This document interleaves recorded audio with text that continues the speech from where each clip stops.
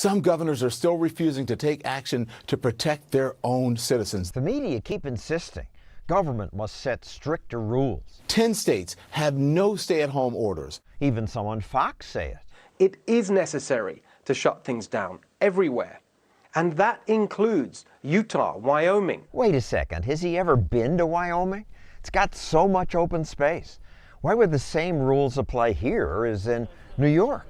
It's creepy how some people are so eager to have authorities boss us around. Police departments now monitor people with drones. This is the Volusia Sheriff's Office.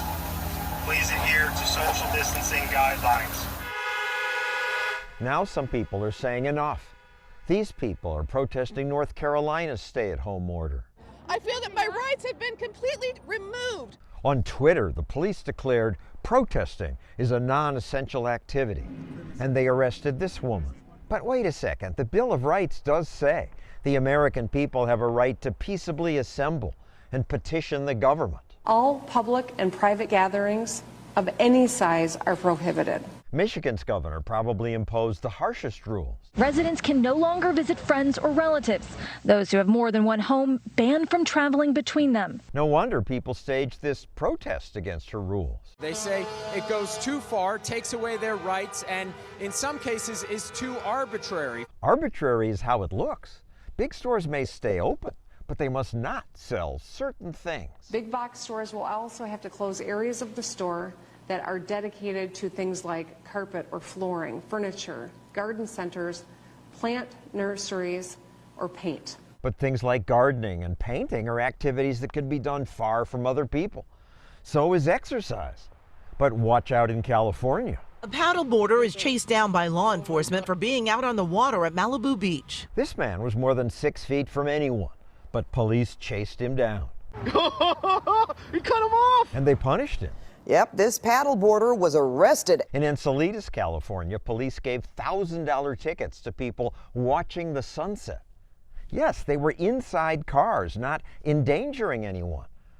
That day, the police posted this video saying, "We go to work for you." We're going to continue to be doing enforcement. We're dealing with the crisis at this point, and we want compliance from everybody because this is lives that we're trying to save. But it's not clear that demanding total compliance is the best way to save lives. In the Swedish city of Malmö, life appears to be carrying on almost as normal. Sweden took a near opposite approach. Yes, they encourage older people to stay inside and tell sick people to stay home. They don't want hospitals overwhelmed. But otherwise, they let life happen. In this street in Stockholm, there's not much evidence of social distancing. Sweden's leaders don't think an extended shutdown is sustainable. Closing schools, more stringent measures like that, closing borders. You cannot do that for months or years ahead. What we're doing in Sweden, we can continue to do for a long time, and I think that's going to prove to be very, very important in the long run. Because a vaccine's probably more than a year away. Until then, the best protection is what epidemiologists call herd immunity, a critical mass of people who get the disease and then are resistant to it. Herd immunity is the one thing that will eventually slow down the spread of this virus. Nothing else will slow it down in the long term. The idea is that once enough people have gotten coronavirus, there'll be enough immunity to prevent future mass outbreaks and to protect the most vulnerable people. The jury's still out on Sweden's experiment.